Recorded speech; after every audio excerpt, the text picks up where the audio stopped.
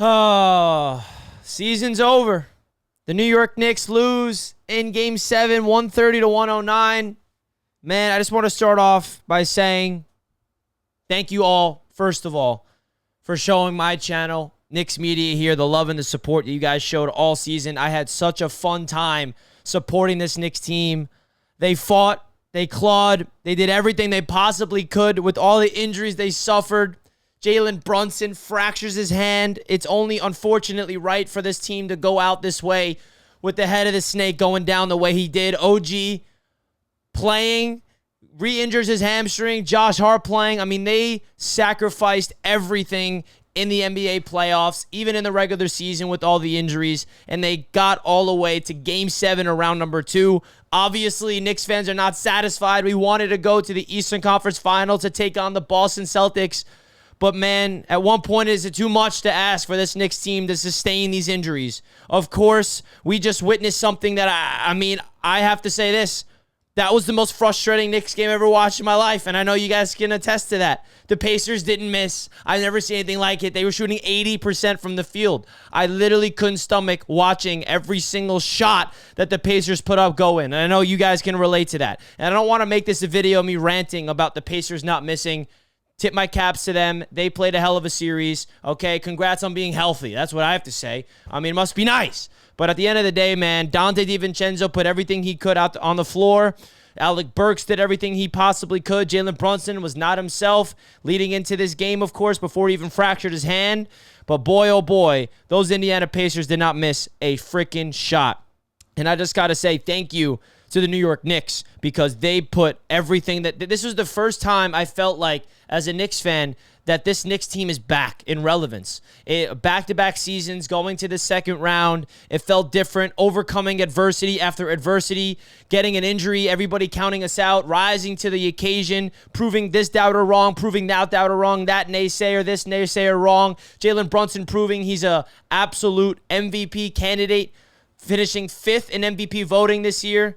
I mean, this is a special season, Knicks fans, and don't let this loss in Game 7 forget of all the special moments we had. I know this is a time to be depressed and sad, but at the end of the day, this was a phenomenal special season, and it is so much to ask for this Knicks team to overcome. I felt some type of energy of we can actually come back in the second half, but right when we heard Jalen Brunson was out, it's just, yeah. I mean, Jalen Brunson fractured left hand. That's all she wrote. That's all she wrote, man. At the end of the day, we finish off the season with literally our entire starting 5 injured that we started off the season with, okay? Jalen Brunson was the last man standing. It's been Brunson in the bench unit to start off the season. Dante DiVincenzo started off the season on the bench, let's not forget.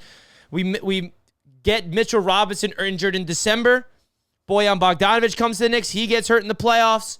Julius Randle out for the season. I mean, the list goes on. Jalen Brunson, OG Anunoby, Josh Hart's dealing with an ab strain. It's just the fact that we were able to go this far is a miracle, and it shows you the true grit. It shows you the true character, and let me just say this. Run it back this season. This upcoming season, that's what I want the Knicks to do. I'm going to be making off-season content all throughout the offseason. They got to run this team back. We just have to load up and be healthy. I don't need any other help from an external star. I don't need to trade for this guy or trade for this guy. You re-sign Hartenstein. You re-sign OG Anunoby. You figure out a way to keep the guys together. I know it's going to be tough to do that, but I love this basketball team the way it is. They give us a special team, and I will say with a straight face that with this team fully healthy, we would have beat the Pacers. I mean, I don't want to take anything away from the Pacers, but they are fully loaded, and we took them 7 games with literally everybody injured, okay? So give me a healthy Julius Randle and a healthy OG Anunoby and a healthy Mitchell Robinson and Bojan off the bench. I mean, I don't want to make excuses here, but let's be honest with ourselves.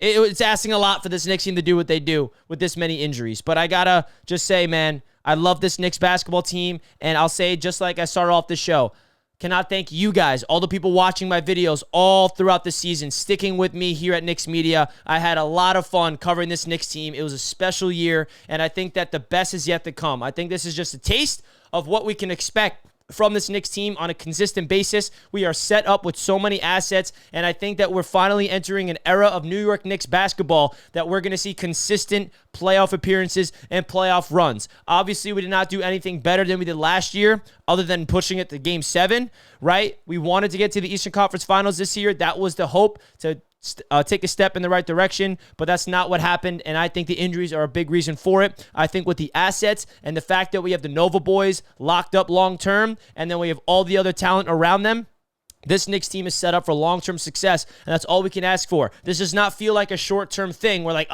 this was our only chance. There's a lot of teams out there where you feel like it's all in or nothing, but that's not the case with the Knicks. This is not an all in or nothing type of season. This is setting ourselves up. Jalen Brunson's in the prime of his career. Donte DiVincenzo, Josh Hart. Those three guys are the engines of this basketball team. Julius Randle is still a part of this organization, and he will be back next year with vengeance, okay? There's a lot of things to be excited about, and the fact that the Knicks are back should really put some smile on Knicks fans' face, because let's not forget where we came from. This Knicks basketball team has been atrocious my entire lives, okay? The only good Knicks basketball I remember is 2013 with Melo. Okay, I'm 26 years old. I was not alive in the 90s. I was born in 1998. I was alive in the early 2000s, just wasn't obviously a Knicks fan. I was 3 years old. So this was the best Knicks season I've ever witnessed. Jalen Brunson's the best Knicks individual player for this Knicks organization I've ever witnessed. So the best is yet to come, and I genuinely believe that. Thank you guys so much for sticking with me. Hit the like button, comment your thoughts, and thank you for watching this video, because it's definitely depressing, okay? Love you guys. Let's go Knicks.